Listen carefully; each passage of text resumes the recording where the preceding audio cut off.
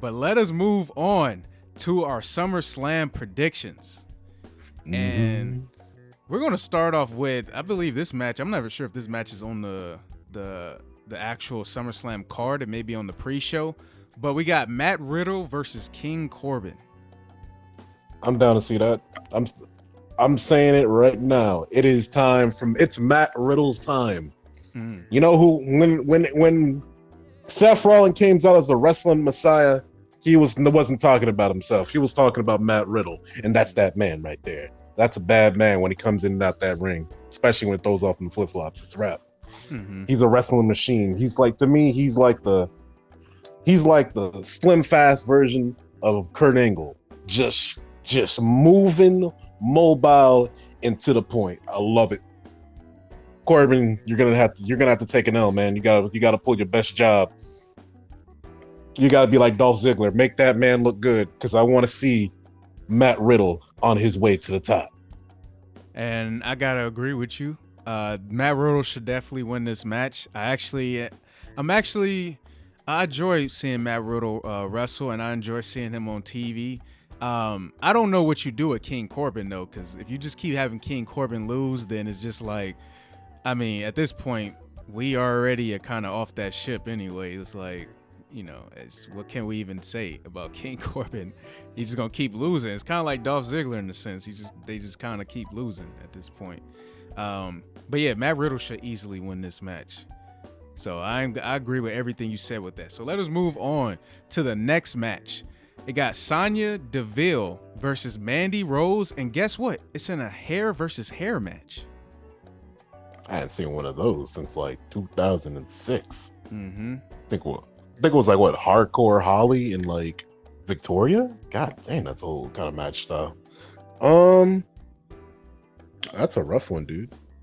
I literally have no idea who's gonna really win this one. To me, like I'm rooting for Mandy Rose, but I can't really. I mean, I'm rooting for Mandy Rose, but I wouldn't be surprised if Sonya Deville wins that. They used to be like best friends or partners, but now they're against each other. They're enemies. I can't really see Mandy Rose getting her hair cut, but I wouldn't be surprised in the WWE. I wouldn't be shocked, but I'm going for Mandy Rose personally. All right, you say Mandy Rose. You know what? I'm gonna have to side with you on that one. Yeah. And plus, I'm just imagining what they both look like bald, right? It may work out for one of them, and I'm leaning on Sonya Deville because she actually looked kind of like a lot more intimidating if we cut that hair off. Yeah, and so I'm just saying maybe you might want to take the dive this one time because it might do you wonders. And I think it would go with her character, like in a sense. She kind of comes out, she just looks to like beat on people. She has a lot of striking in her arsenal. So her being kind of cut, like her hair being cut bald, it may just go with her persona in a sense. Yeah. But let us move on to United States Championship, Apollo Crews versus MVP. Now, what's strange about this, I remember the last pay-per-view. It was funny because I got to see that fresh, clean belt come out. I was impressed. WWE did a good job with that new United States belt, and they just kind of handed it to MVP. And then somehow MVP lost that belt immediately back to Apollo Crews. I'm going to say this. I have a feeling MVP is going to probably win that title due to the fact it's going to be involvement with Bobby Lashley. But I do enjoy the fact that the WWE is sticking with Apollo Crews, because especially when I was following Apollo Crews, especially when he came out of development, people were saying that it's a wrap for this dude. He's going to be out of the company quicker than most wrestlers, but he's still here. Yeah. And I'm a fan of Apollo Crews. I like his story. Dude is from Africa. Dude is really good. He's highly athletic. I mean, shoot. So I say the fan in me wants Apollo Crews to win, but I got a feeling this is exactly how this is going to play out. Apollo Crews is going to go for something big.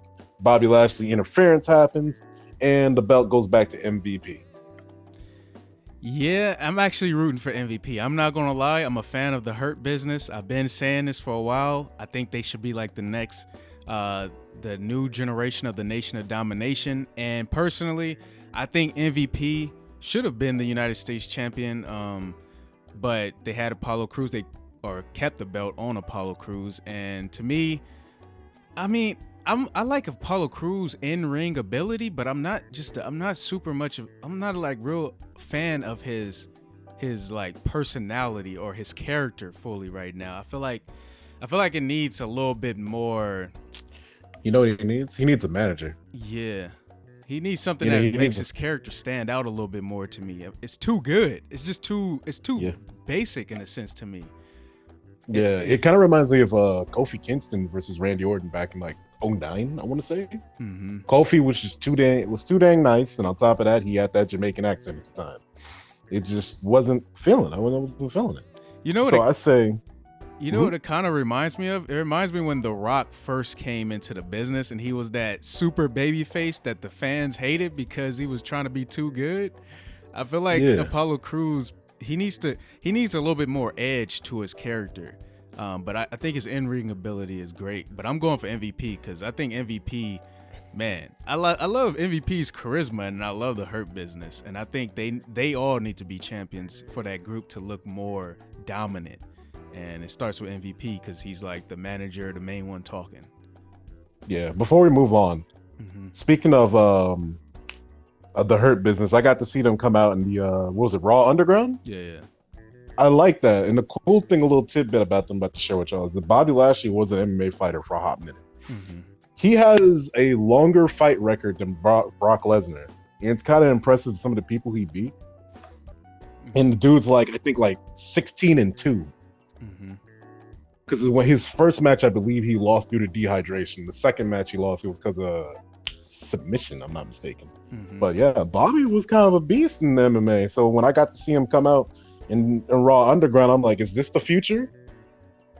Is this what's going to go down with Bobby Lashley? I can't wait. So I'm kind of curious, man. What you think of Raw Underground real quick? Oh yeah, I wanted to get your thoughts on that too. But Raw Underground, I'm actually...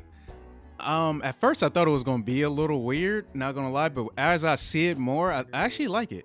I know a lot of fans are kind of against it in a sense, but I think it's good because it gives the opportunity for a lot of the young talent to be able to be to be introduced to the world in a sense. And I feel like hardcore matches or matches kind of like how Underground or like they run, they kind of like no rules. They just, and it's not even really, sometimes it's not even a pin that ends the match. It's just like if the person just gets knocked out. And I think that's a way to be able to get people to bring the audience in for these younger talent a lot more, because everybody loves hardcore matches. Everybody loves matches with stipulations, ladder matches, TLC matches. So what's a better way to get the younger talent over than putting them in like a match or putting them constantly in matches that have pretty much no rules. So I actually like the concept of Raw Underground, and yeah, I just want to see what's going to come from it. I actually heard that they're supposed to introduce a new championship belt for Raw Underground. So that'll be return to the hardcore championship? Yeah, like a hardcore championship. Nah, I'm down with it. But all right, let's go move on to the next match on the title card. Not mistaken, this would be the tag team match, right? Yeah, the Raw Tag Team Championship match between the Street Profits and Andrade and Angel Garza. Now, I like both Angel Garza and Andrade. I do like the Street Profits, but I think the Street Profits might need to lose that belt and redeem themselves after that match with the Viking War Raiders. I think that's just how I personally feel about it. But I'd say, especially after the beefing that Andrade and Angel Garza had, I'm curious to see how it works out, because I would like to see that, because I'm a very big fan of like two people who don't like each other teaming up to go fight, to go on a match and win titles, because the people who first did it was like Chris Benoit and Kurt Angle when they both had the tag team championships back in SmackDown. So I like that, because these two did not like each other and they want to go at each other, and there'd be moments where they just leave the other to get folded, and you'll see a lot of cool moments from the both of them. So I am down to see them win this belt, but if I were to make a prediction, right, I think the Street Profits are gonna come out and they're gonna probably lose the titles on TV on a regular episode of Raw. So that's how my prediction goes. My prediction is gonna be, I got the Street Profits winning this match, and actually I want to see the Street Profits win. But here's what I'm gonna introduce to you something different.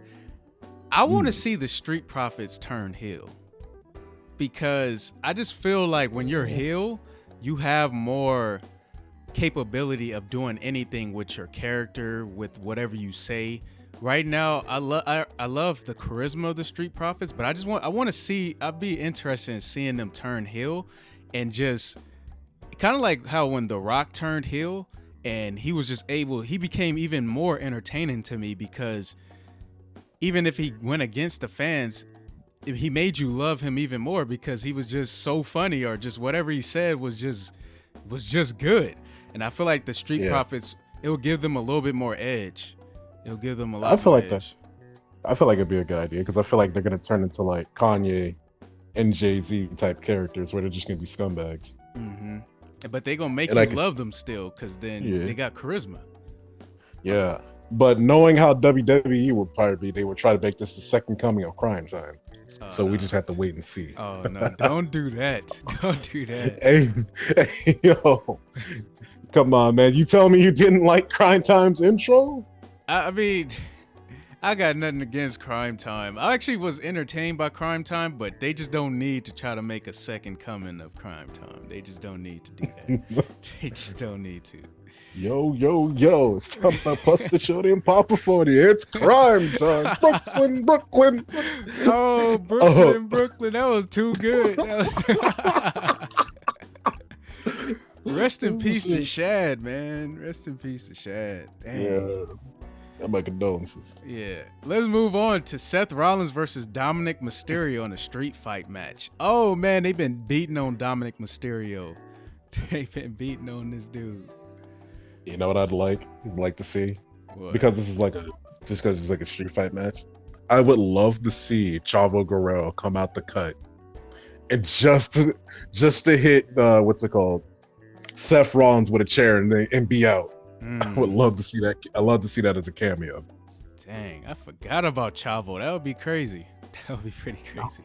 If I was in charge of WWE, Chavo would be in charge of Raw right now. Because Chavo was good at dang near everything.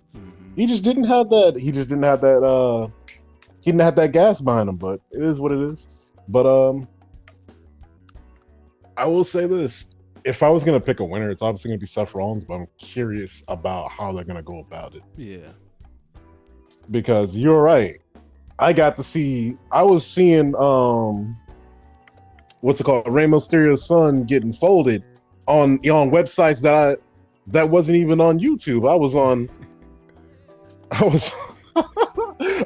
Twitter, on Facebook. I was seeing this man over here strapped up onto the ropes and getting whipped. I was like, yo, yeah, what's going on over here, WWE? It's trending. That was trending. He was getting beat on completely by him and by Seth Rollins and Buddy Murphy, and Rey Mysterio wasn't there. But it's like, I'm interested, like you. I'm interested in seeing how they pull this off. To me, I wouldn't be surprised. Matter of fact, I'm gonna go on a limb here. I'm gonna say Dominic Mysterio wins this match.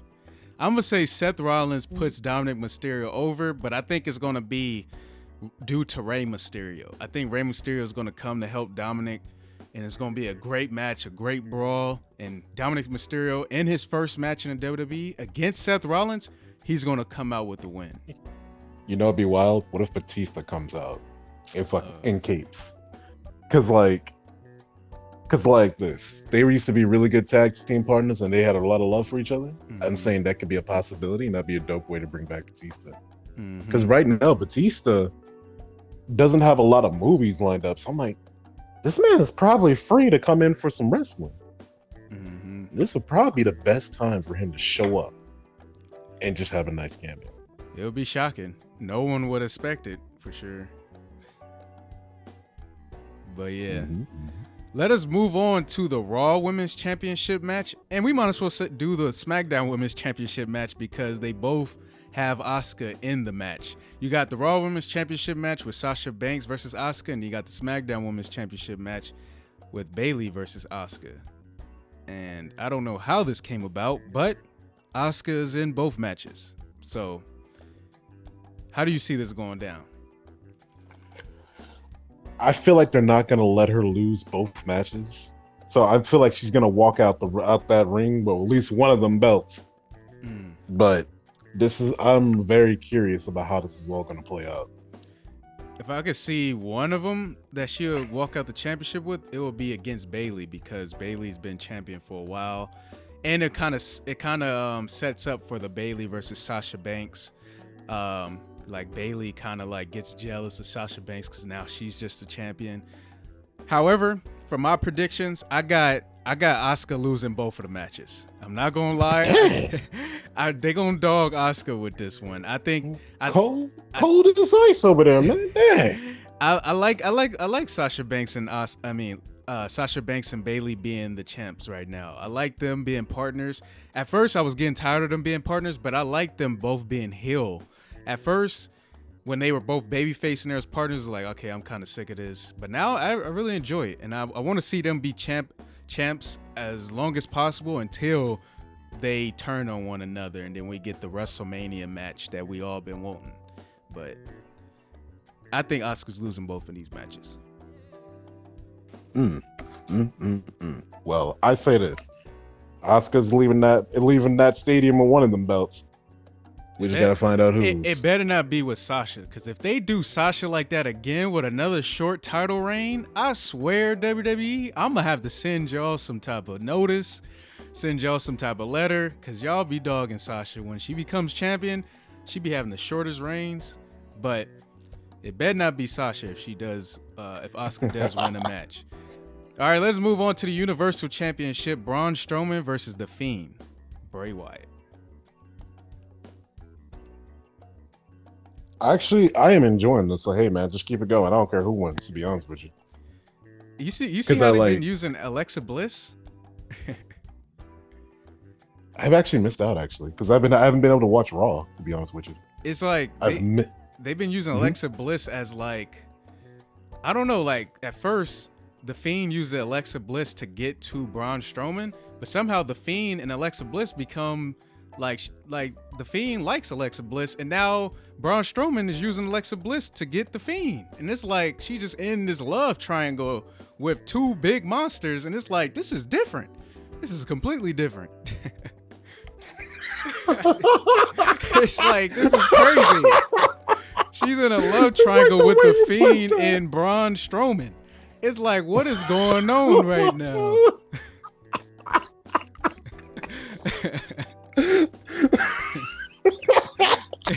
I'm sorry. It's like the way you phrase that. All right. I got The Fiend. Put the belt on The Fiend. And give The Fiend the girl as well with Alexa Bliss. Have The Fiend walk out with Alexa Bliss and the Universal Championship. I'm all for it. I'm all for it, especially how, The Fiend got disrespected. Especially when he lost to that clown show, aka Good Bill Goldberg. And I feel like his title reign should never ended with the way it did out in Dubai, but it is what it is. Hey, you keep doing that. Watch, you going to running Goldberg from Atlanta, Georgia. You know that, right? You gonna be walking down the aisle one time, and he gonna spear you through the cereal boxes and everything. Man, that man is gonna tear his quad the moment he tries to even sprint at me. Watch. That man Goldberg's gonna be real quiet about that time he lost to some dude in Atlanta. Oh boy. Who knows? Maybe I might be the next WWE champion. All right. Let us move on to the last match. Drew McIntyre versus Randy Orton for the WWE Championship, which is the match I'm looking forward to the most. Well, I will say this. Randy Orton will probably get the best out of Drew McIntyre, and I get to probably see a little bit of that display of good wrestling coming from Drew, especially that happened between Drew and Bobby Lashley. I was actually thinking that why didn't Bobby Lashley versus Drew McIntyre continue a little bit longer? Because I was expecting this to be like a rematch for him, and I expected that particular match to be here in SummerSlam, but instead we got Randy. I feel like it would be kind of off-putting if Randy was the one to win this and be another title to add another belt to his title reign. But I wouldn't mind it. But then I'm just like, if he wins this belt this quickly and in this kind of manner, it's gonna make Drew McIntyre's time as champion look very fraudulent. It's gonna be kind of bad and comparable to like when Christian won the heavyweight title. It's just like not a lot happened, and it wasn't that great. You know what I'm saying? Yeah. So I was gonna say, so I would say that the person walking out that ring is gonna be Drew McIntyre, but I'm pretty sure that Randy's gonna give us a good match at the end of the day. What's your thoughts? This one's tough. I could tell you one thing. I'm rooting for Randy Orton. To me, Randy Orton's the best heel in the company, and I'm going on a limb, and I'm saying it right now. Randy Orton's not just the best heel, he's the best wrestler right now in the world today. I'm going with Randy Orton. I feel like he's hit like his stride completely with the promos, with his in-ring. He seemed like his character is at his best. I feel like Randy Orton is at his complete best right now, and I think you put the belt on him. I'm not going to lie. I think you do have Randy Orton become WWE champion. It's sad, though, because I don't want to see Drew McIntyre lose at the same time, but they just got to do it the right way, because at the end of the day, they can have this continue on for a while, Randy Orton versus Drew McIntyre, and it could be a rivalry. But I do want to see Randy Orton become champion, because to me, he's at the best right now. He's punt kicking people again. He punt kicked Shawn Michaels just this past Monday Night Raw. And then he punt kicked, or last Monday Night Raw, he punt kicked Ric Flair, his partner. And he got rid of Ric Flair. He took out the Meech. Woo! He took out Ric Flair. Come on now. So if Randy Orton is on a vengeance right now, and I think if you put the championship on Randy Orton, it leads to a possibility of Randy Orton versus Edge for the WWE Championship when Edge makes a comeback. You never know. Edge may come back at SummerSlam and cost Randy Orton for the championship as well. But I'm going for Randy Orton. So what if, hear me out, the legend killer Randy Orton comes back, right? And he's the one to end Undertaker's career. I don't want to see it. I don't want to see Undertaker go out like that. I want to see Undertaker go out on top. That's the only wrestler I want to see that goes out on top. Like, I know what they say, when you leave, when you retire, you usually put over young talent. I don't want to see that with the Undertaker. Undertaker's already put over enough young talent. He shouldn't have lost at all at WrestleMania, but we're never going to get into that. He's already put over enough young talent. I want to see Undertaker go out on top. And so whoever's willing to take a loss to Undertaker out of WrestleMania, that's what I want to see. So that's what I'm looking forward to. And Randy Orton, though I'm loving Randy Orton right now, I do not want to see Randy Orton take out the Undertaker at all. Oh my God. But all right. But that is our SummerSlam predictions.